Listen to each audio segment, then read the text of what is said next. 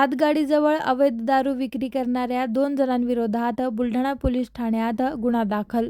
बुलढाणा शहरातील हातगाडीजवळ अवैधरित्या दारू विक्री करणाऱ्यांविरुद्ध बुलढाणा शहर पोलिसांनी कार्यवाहीची मोहीम हाती घेतली आहे. सोमवारी सायंकाळी 6 वाजेच्या सुमारास हातगाडीजवळील मोकळ्या मैदानात अवैध दारू विक्री करणाऱ्या 2 युवकांना पोलिसांनी ताब्यात घेतले. पहिल्या कार्यवाहीत गणेश रामदास गवई वय वर्ष 25 राहणार मिलिंदनगर हा मोकळ्या जागेत दारू विक्री करताना आढळून आला.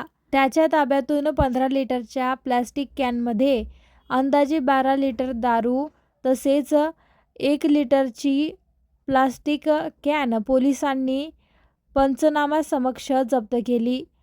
जप्त केलेल्या दारूची एकूण किंमत सुमारे 1300 रुपये असल्याचे पोलिसांनी सांगितले. दरम्यान याच ठिकाणी झालेल्या दुसऱ्या कार्यवाहीत बबन मदन जाधव वय वर्ष 25 राहणार इंदिरानगर हा देखील मोकळ्या जागेत अवैधरित्या दारू विक्री करताना आढळून आला. त्याच्या ताब्यातून 15 लिटरच्या प्लास्टिक कॅनमधून अंदाजे 10 लिटर दारू आणि 1 प्लास्टिक कॅन जप्त करण्यात आली आहे. या दोन्ही प्रकरणाचा तपास पोलीस हवालदार दत्तात्रय नागरे हे करीत आहेत.